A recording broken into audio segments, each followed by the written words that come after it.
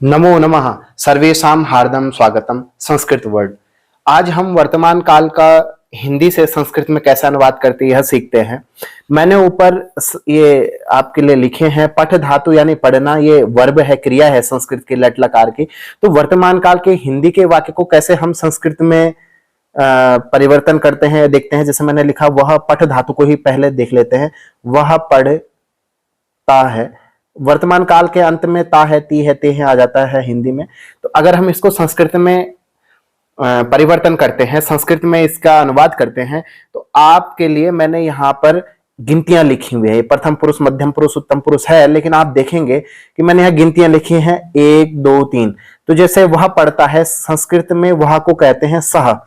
तो सह जो है ये पहले पे है, प्रथम पुरुष एक वचन की क्रिया है, तो यहाँ की भी प्रथम पुरुष एक वचन यानी पहले नंबर का हमको लेना है। पढ़ना हो गया सह और पठती। तो इस प्रकार आपने क्या किया कि संस्कृत में अनुवाद करने के लिए आपको पहले सर्वनाम और ये क्रिया कोई भी आपको एक याद हो, तो इसके अनुसार बाकी क्रियाएं अपने आप कर सकते हैं। तो जैसे ये हो गया सह पठती। दूसरा मैंने लिखा यहाँ पे वे दोनों पढ़ते हैं, वे दोनों पढ़ते हैं। तो अगर मैं इसको संस्कृत में अनुवाद करूंगा तो आप कैसे करेंगे? तो वे दोनों को संस्कृत में कहते हैं तौ, यानी ये दूसरा नंबर का द्विवचन है, प्रथम पुरुष द्विवचन का, यानी दूसरे नंबर का मैंने इसमें डाल रखा है। तो क्रिया भी दूसरे नंबर की लेंगे, हम दूसरे नंबर की लेंगे, ठीक है। तो तौ पठतः, तो संस्कृत में आपने बहुत आसानी से अनुवाद कर दिया, तौ पठतः हो जाएगा। वे दोनों पढ़ते हैं का संस्कृत में हो जाता है तौ पठतः। तीसरा वाक्य हमने बनाया वे सब पढ़ते हैं। तो वे सबको संस्कृत में कहते हैं ते, तो ते को हम ते लिख लेंगे। और ये तीसरे नंबर की का जो यहाँ पे मैंने तीसरा नंबर डाल रखा है, तो क्रिया भी हम तीसरे नंबर की लेंगे, तो ते पठंती। तो इसका संस्कृत में अनुवाद हो गया ते पठंती। इसी प्रकार अगर मैं अगला वाक्य कहता हूं तुम पढ़ते हो, तो यहां पे तुम को संस्कृत में कहते हैं त्वम। तो मैंने ये त्वम लिख लिया यहां पे। और ये चौथा नंबर यहां पे सर्वनाम है, चौथा नंबर डाल रखा है, तो क्रिया भी हम चौथे नंबर की लेंगे, त्वम पठसी। तो ये संस्कृत में अनुवाद हो गया तुम पढ़ते को, हो गया त्वम पठसी। अगर मैं यहां पे लिख देता हूं तुम दोनों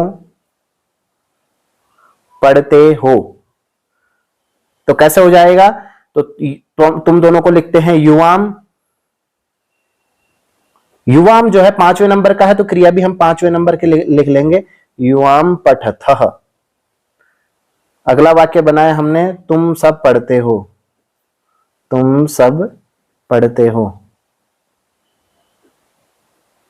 तो तुम सबको संस्कृत में कहते हैं यूयम। और अगर ये छठे नंबर का है तो क्रिया भी छठे नंबर की हो जाएगी, यूयम पठथ, ठीक है। अगर मैं कहूं मैं पढ़ता हूं, मैं पढ़ता हूं, तो मैं को संस्कृत में कहते हैं अहम, अहम, अहम। और ये 7वें नंबर में है, तो क्रिया भी हम 7वें नंबर की लेंगे, तो अहम पठामी। तो सामान्य हो गया अहम पठामी। आपने अनुवाद कर लिया, बहुत आसान है। जैसे आप यहां पे देखेंगे हम दोनों पढ़ते हैं, हम दोनों पढ़ते हैं। हम दोनों को संस्कृत में क्या कहते हैं? तो आवाम कहते हैं। तो मैंने लिख दिया आवाम। और ये 8वें नंबर की क्रिया भी 8वें नंबर की आ जाएगी, आवाम पठावह। ऐसे ही मैंने अगला वाक्य बनाया हम सब पढ़ते हैं। तो हम सबको संस्कृत में कहते हैं वयम। और ये 9वें नंबर का है, तो क्रिया भी 9वें नंबर के आ जाएगी। जो जिस नंबर का होगा क्रिया भी उसी नंबर के आएगी, वयम पठामा। तो हमने वर्तमान काल का देखा कैसे परिवर्तन होता। अगर किसी का नाम आ जाता है, आप कहेंगे सर कि नाम आ गया कि राम, राम पढ़ता है, तो क्या हो जाएगा कि सर्वनाम में जो नाम आएगा वो इन तीनों के में ही आएगा। अगर 1 होगा तो यहां पे आ जाएगा, 2 होगा तो यहां पे आ जाएगा, 3 हो जाएगा, यानी क्रिया भी उसी स्थान पे आ जाएगी। जैसे मैंने यहां पे लिखा रामः, और ये पहले नंबर 1 है पठती।